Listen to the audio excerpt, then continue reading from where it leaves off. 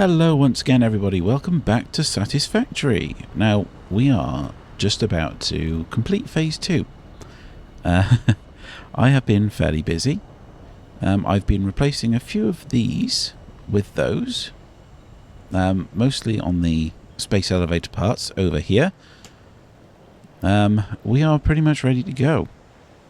Another thing I've been doing is I've been doing the promised upgrade. I've finished the glass wall on this side. It goes most of the way. It goes all the way around the bottom edge over there, and up quite a long way that side. But what I haven't done yet is finished off this little row here because we've got this miner in the way. I've been thinking about how to do this actually. I don't want to remove anything. There we go. So I can't place... Why can't I... Oh, I'm missing resources. That's what it is. Alright, hang on. I'll be back in a minute. Okay, and we're back. I had emptied my inventory in order to do the space elevator stuff. But I think this is a bit more important right now. This isn't how I would normally do this. I'd normally run the pillar first. So do that to that side. We'll do this over to this side. There's no problem clearance there. See if we can put that in the middle like that. Just knock a bit down. And put another one on the top. Harvest. Can we squeak one across sideways like that? Yeah. Yeah, that'll be fine.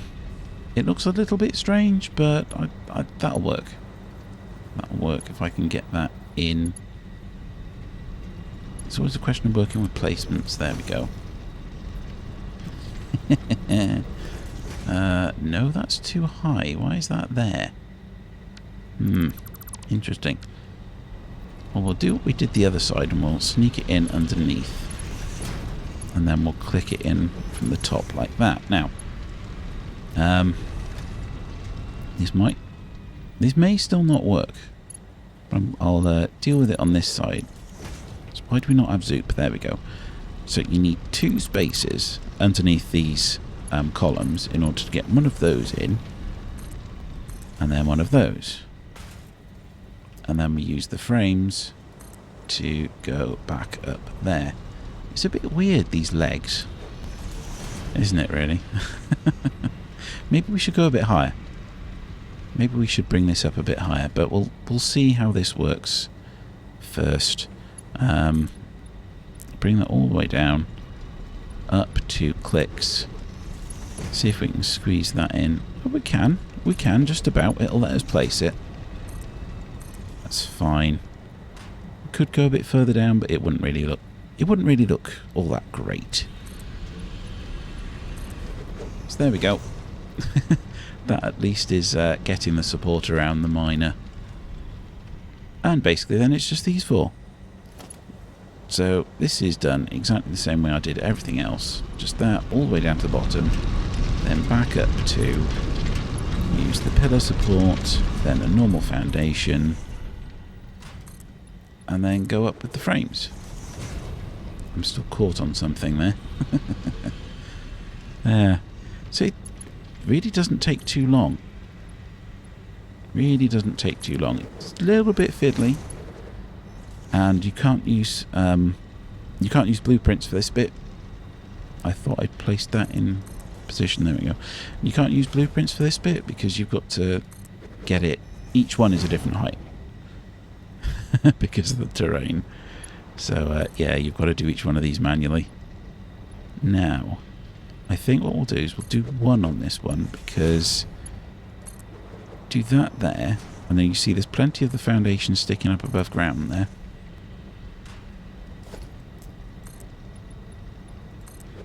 It's basically a case of every single one of these is different, and so you need to be slightly different with your strategy in how you build something. See, that is just resting on the top there. Pop that there. drag those up, and then we can switch to Windows and actually fill in the gap here. So that's just that one there. I do have trouble with it keeping Zoop on, because of course doing the frames you need Zoop to be in vertical mode. That's not in the right spot at all. Thank you very much. There we go. Now there's a little door down on that end, and there's a door in this corner over here there. Just so that we can go in and out if we want. Look at this place. Okay, and we're back. Now, we could use the front of this and just... No, that's not quite... Right at the front there, you can just... That's not working. Why is that not working? Front of it, grab it. There we are. That's 50, 100, 150, 200, 250, 300, 350, 400, 450, 500. And now it's empty. So that's 500 of those. Over here we're going to be a bit a bit more thing. We'll just use that and we'll take it. So I have finished this one. Automated wiring. 25 per minute. Doesn't sound like a lot, but we only needed 100. So this was done in 4 minutes. 1, 2. There we are. There's my 100 automated wiring. We'll need a lot more of that in future. We will need a lot more of that in future, but we'll get to that when we reach that point. Right now, we only need these items. So, it's time for the big send-off. Space elevator time. Oh dear, it's alternating them. Look at that. Why does it do that? And that, and that. We're all done. Seal it. And are we ready? We're ready to send. We're ready to complete phase 2. Unlocking tier 5 and 6. God, it felt as if I was moving forwards then.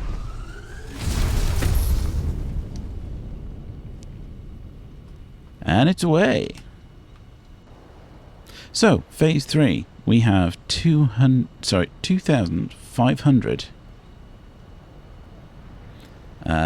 of these versatile frameworks. You can see up in the corner there exactly what we need, but I've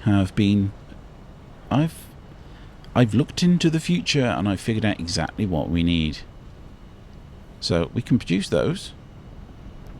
Those we will need 1,000 smart plating, and we'll need 750 automated wiring for 100 adaptive control unit. And then phase 4, it gets even worse. There's an awful lot more of this stuff that we need. Automated wiring, 60,000. 60,000. So producing 25 a minute, we're going to have to up that. But that's a job for another time. So we've completed phase 2.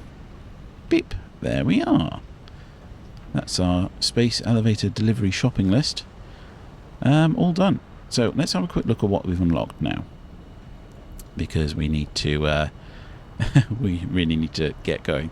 So those are of course the linear motion mods. We can leave them for now because we're not really using elevators too much these days.